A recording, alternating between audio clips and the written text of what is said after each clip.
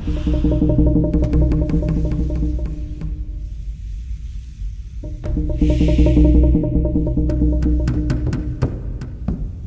am saying that where the world is going to go is towards a fuller, richer democracy than is currently known. My case is that we've progressed. I don't just mean internet and mobile phones and Viagra. I mean progressed in terms of human relationships.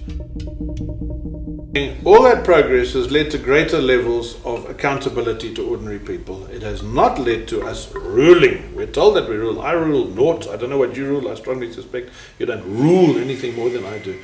What actually happens now is that 50% plus one or more elect the gang which will do the ruling for the next X number of years.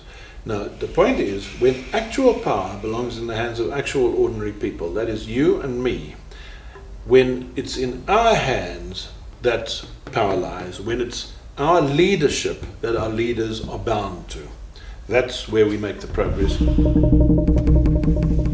Having arrived at the basics of democracy, we kind of stopped there. We said, okay, if the people vote for the government, that's it, broadly stated. It's a little bit as if when Carl Benz and Gottlieb Daimler invented that first motor car, great shambling oily thing with steam all over the place and racket and sound and moved 50 meters across a floor. It's as if the world had said, that's great, let's just reproduce this thing for the next century or two. Democracy has got a further place to go, a further level of people's power, of people's rule. Now, why then? Why have we jammed at that stage where we go and vote en masse for a government which then exercises all the power in our name for the next so many years? Power has been a seesaw. There's the fulcrum. Power has all along been a seesaw. If there's majority rule, or the center, here is the minorities or the regions or the dissidents, smaller sections. Power has been a seesaw. For majority rule to go up, minority power goes down, or minority rights, and vice versa.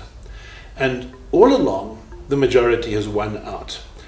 Attempts to make democracy work better have all revolved around devolution. They've revolved around some attempt to lift the power of the minority.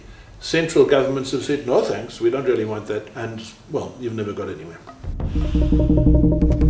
Now, this is where I believe that D2 is saying something significantly new and significantly worthwhile.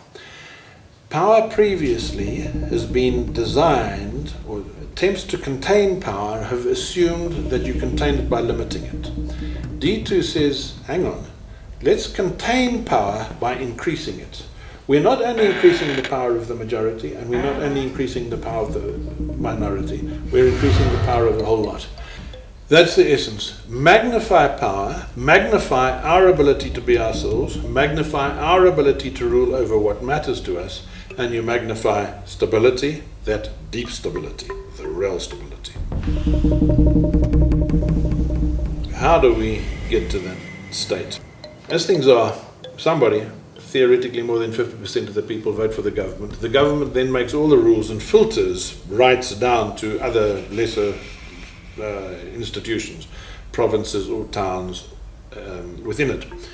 I'm saying let's just reverse that process. Let towns and provinces decide what is important to them. Let communities, let villages, let suburbs, whoever wants to be a community, let them decide what is important to them within the context of being part of the nation.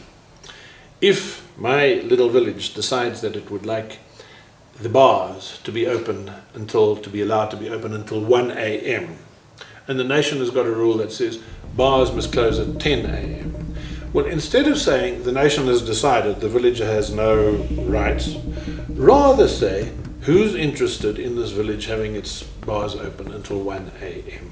If people in the village are saying we would like the bar to be open, and nobody in the nation is particularly bothered, let the village prevail.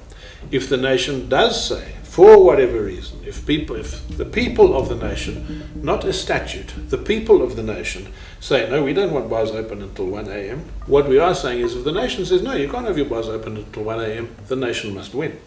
But we're saying, on the way, you don't decide this by looking at law books. You decide by which people want which result in which place. The essence of the point that I'm trying to make to you is to put effective power in the hands where power belongs. To do that effectively, the best mechanism available is freedom. You aren't going to do it by writing constitutions that say, well, you can have X amount of power here and Y amount there and Z amount somewhere else. Rather, let the people decide that. Maybe we vote, instead of voting once every 5 years as we do now, maybe we vote 1 year for our local council, 1 year for our city, 1 year for our province, 1 year for our nation. Each of those things being a place that implements powers that matter to us. Each of those institutions, each of those levels of society or community matters because it can do things that count. When that notion has sunk in, it will be the work of a moment to implement that notion. We do not need to wait for generations of evolution or rethinking. We can implement that notion simply. Secondly, when we do implement that notion, we end up with a permanent guarantee of, well, certainly no war, and certainly the huge reduction of poverty. Centrally, because we now have a society as a whole that is involved in the interests of the guys who've got the weapon of the effective vote at hand. When society is based on this interaction between levels, tiers of authority, all of which are backtracking to us. When that's done, well, that's foolproof democracy.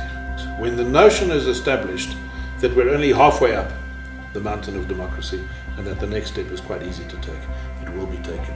And I truly would love it if you would read some of this stuff and maybe if you would argue. If you want to come back, you want to write questions, you want to tell me I say it wrong, well, I'll try and say it again and I'll try and say it better. Give me specifics and I'll try and answer them. Hey, join up. D2, it's going to happen.